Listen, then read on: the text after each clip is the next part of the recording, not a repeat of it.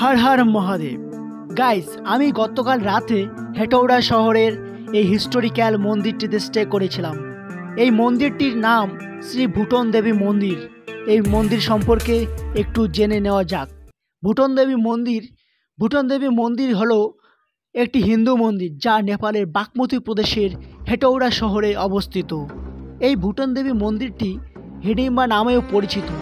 এই হিডিম্বা হলেন ভীমের স্ত্রীদের একজন এবং কুরুক্ষেত্র যুদ্ধের নায়ক ঘটোৎকচের মা।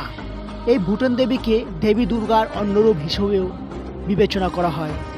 আমি যেখানে আছি এই শহরটি হলো হেটৌড়া।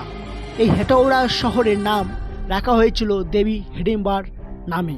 তো বন্ধুরা, আমি তো গতকাল রাতে এখানে স্টে করেছিলাম। এখানকার পরিবেশ খুব ভালো লেগেছে আমাকে, এবং 5 স্টারের মতো হোটেলের মতো এখানে রুম আছে, যা আমি গতকাল রাতে থেকেছিলাম। তো এখান থেকে আমি এখন বেরিয়ে যাচ্ছি আমার ডেস্টিনেশন মুক্তিনাথ লাস্ট পর্যন্ত, আপনারা হয়তো জানেন। আর আমি এখান থেকে বেরিয়ে যাব পশুপতিনাথের দিকে। তো ভালো থাকবেন, সুস্থ থাকবেন। আর ভিডিওটা এখানেই শেষ করলাম। আর কারা কারা শ্রী ভুটন দেবী মন্দিরে এসেছেন একবার কমেন্ট করুন।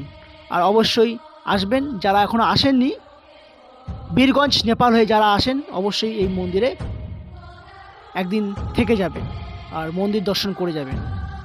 হর হর মহাদেব।